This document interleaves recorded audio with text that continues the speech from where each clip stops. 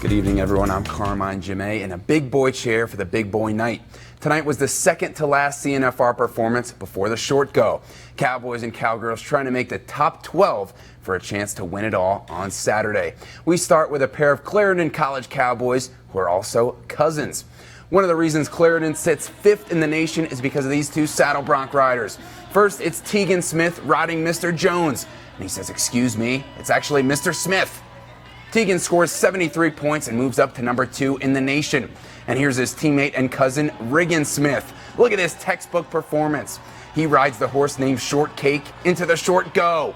79.5 points, and he's so happy he celebrates while still on his horse. Riggin's now number 1 in the nation by 12 points over his cousin Tegan. And Carter Elshier from Gillette College is 15 points back in 3rd place. Here's Riggin on his family being 1 and 2 at CNFR. Oh, it's so cool. We grew up together. We lived like 15 minutes away from each other, so it's always been us, but we wish the best for each other, and it's just really, really fun.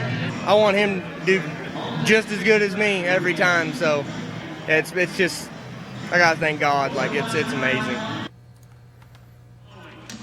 From one family to our Wyoming family. But unfortunately, our Cowgirls had bad luck tonight in the breakaway roping.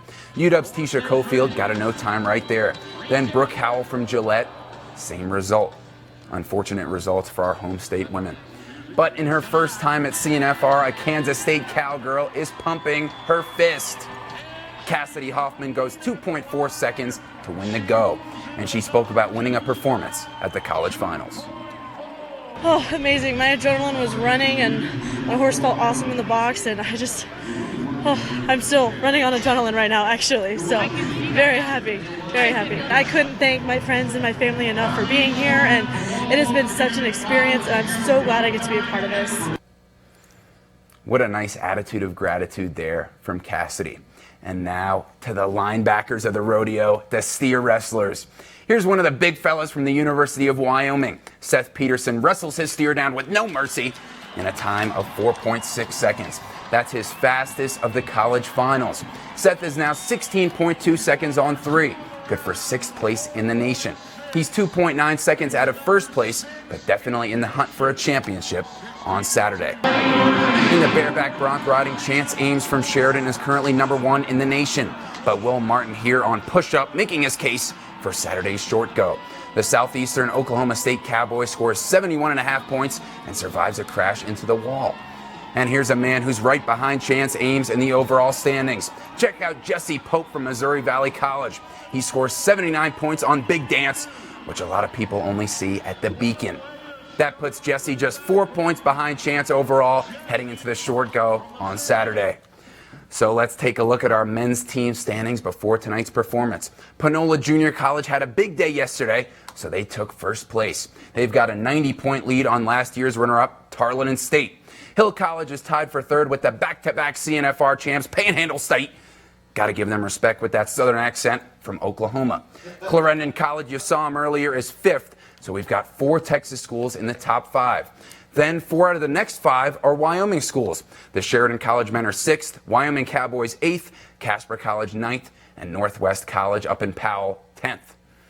And for the women, McNeese State is in position for a repeat CNFR title. Remember last year with an incredible performance, Mia Manzanares won the team championship as the only cowgirl from McNeese State. This year she's got the help of her team. 2nd, Southern Idaho, 3rd, Tarleton State. Northwestern Oklahoma State is in 4th place, and in 5th, the University of Wyoming Cowgirls. Other Wyoming schools in the top 15 include Eastern Wyoming, which is 8th, and the Casper College Lady T-Birds are 14th, with Michaela Seeley the only competitor in the barrel racing. And speaking of great women athletes, Thunder Basin's Grace Rozvadovsky just won the Gatorade Player of the Year award in Wyoming for soccer. Here you see Grace taking it in for a goal. Familiar sight, she did that 34 times this year and also had 24 assists.